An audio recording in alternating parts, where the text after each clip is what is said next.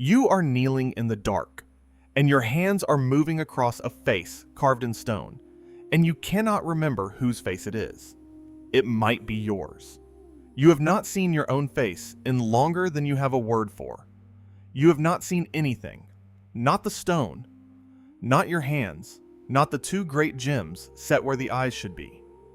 But your fingers know this brow, this long jaw, this crown. You carved it, in the black. From something you were certain you must never lose. You thank the ones who put you down here. That is the part no one tells. You were not dragged into the dark. You walked in and you said thank you, and you meant it. The betrayal you think you know is not the one that happened to you. It has a name. You are not going to like whose mouth it came from. You were golden once. Not your skin. Your skin was pale as the frost you were born into.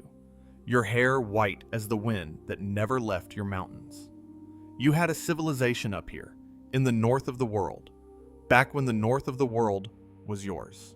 Cities, spires, magic that ran so deep in you that the high elves of the far south, the Altmer, who believe themselves the first and finest of all Mir, who do not call anyone their equal, would have had to call you one. You raised shrines to Auri-El, the god who is time itself, the ancestor of everything that lives, and you walked the long pilgrim roads between them, and you believed, the way only the safe are able to believe, that the roads would always be there. Then the ships came from Atmora, men, cold-driven, few at first, then not few. Here is the part your own songs learned to keep quiet. It was not the men who struck first. It was you. One night, for reasons that have long since rotted out of memory, fear or greed or a buried thing beneath the city you wanted back, your people fell on the Atmoran settlement at Sarthal and killed nearly everyone inside it. Nearly. 3 walked out of the fire. One of them was a man named Ysgramor, and he sailed home across the freezing sea, and he told the story, and he came back. He did not come back alone. He came back with 500, and a grudge with no bottom, and no intention of leaving a single one of you standing. For years, it went the only way it could go. They drove you out of your own cities, off the mainland, back and back, until what was left of your people was pushed onto a cold island for a last stand. And even there the axes found you. The slopes ran red, and the red was yours. You were, by then, a people waiting to be finished. And then he came. You never learned his name. No one did. He rode in on a horse, white as your lost mountains, in armor that burned with a light no one could place.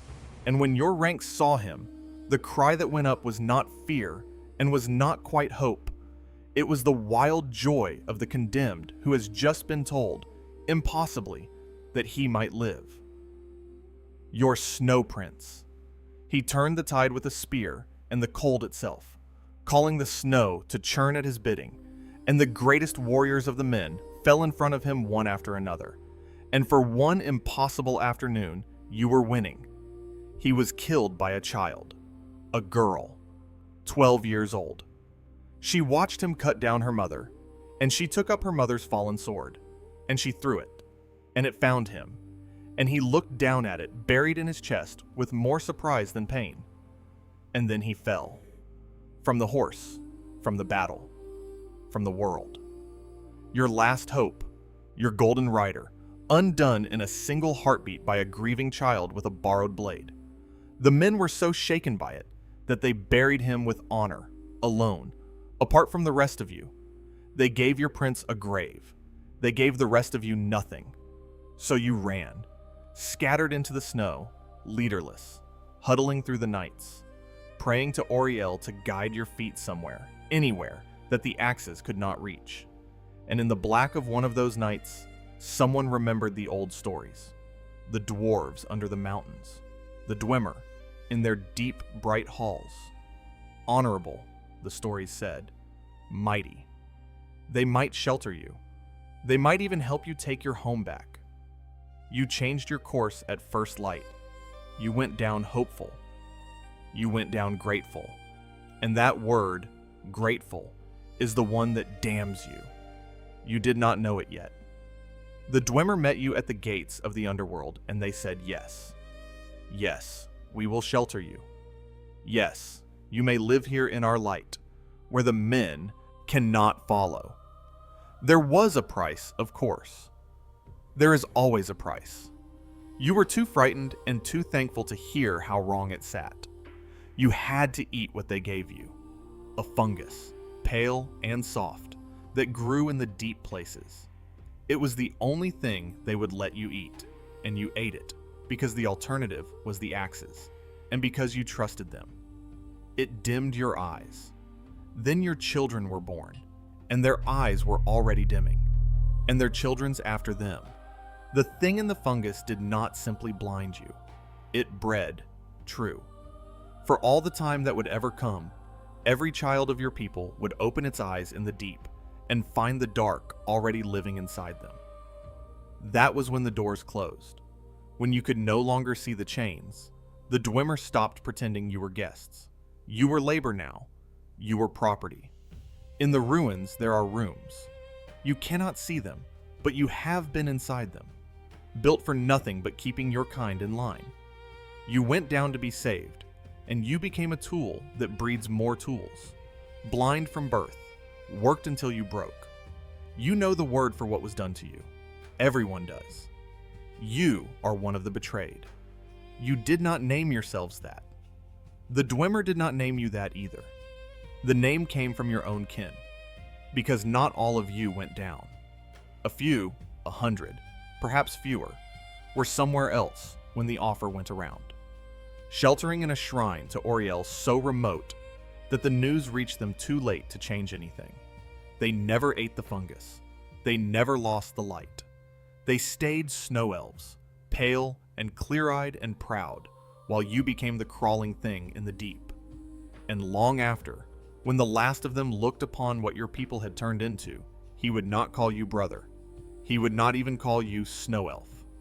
He called you the betrayed, softly, the way you name a thing already lost. And he kept the name Snow Elf for himself. Two peoples out of one.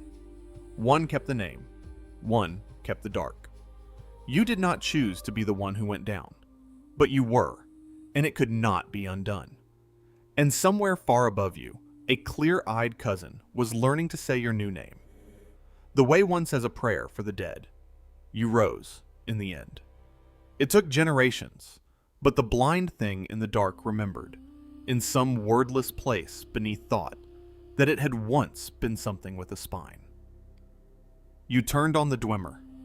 A war spread through the caverns under the whole province. Decade upon decade of it, your people against your masters. And not one soul on the surface ever knew it was being fought. And you won. You came at last to face them, to make them answer for the fungus and the chains and the rooms. They were not there. They were gone. Every Dwemer in the world vanished in a single instant you were not present for reasons that had nothing to do with you, leaving their bright halls standing empty and humming.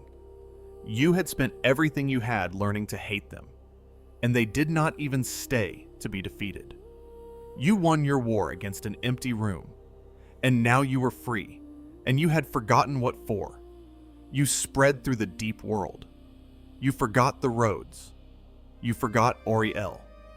You forgot the spires, the white wind, the word golden. You began to climb up through the cracks in the earth at night to take what you needed from the light dwellers above, and they made stories out of you, small blind demons that steal cattle and carry children from their beds. And not one of them knew they were describing the ruin of the proudest elves who ever lived. And then you found the shrine, the remote one, the one with the last clear-eyed cousins still inside it, still keeping the old faith, still holding your name like a grief. You came up out of the dark in your numbers, and you did not know them, and you killed them. All but one. You wiped out the last living faces of the thing you used to be. and you could not see a single one of them as you did it.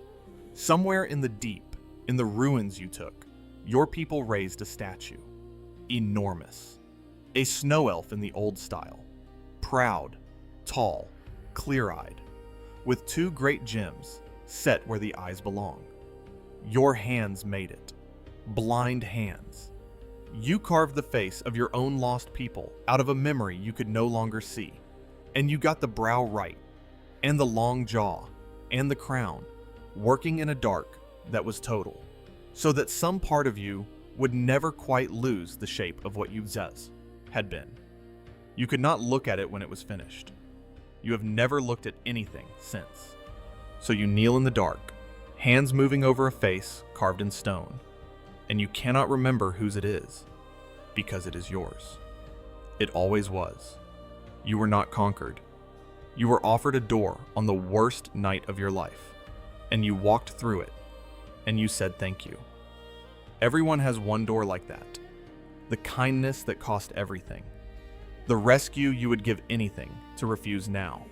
If only the dark would hand back the choice. If you want to stay with the ones history turned into monsters, the people underneath the legend, follow along, and there's always another one waiting. The gems are still set where your eyes should be, catching a light you will never hold again. And somewhere far above you, the wind is white and cold and going home without you.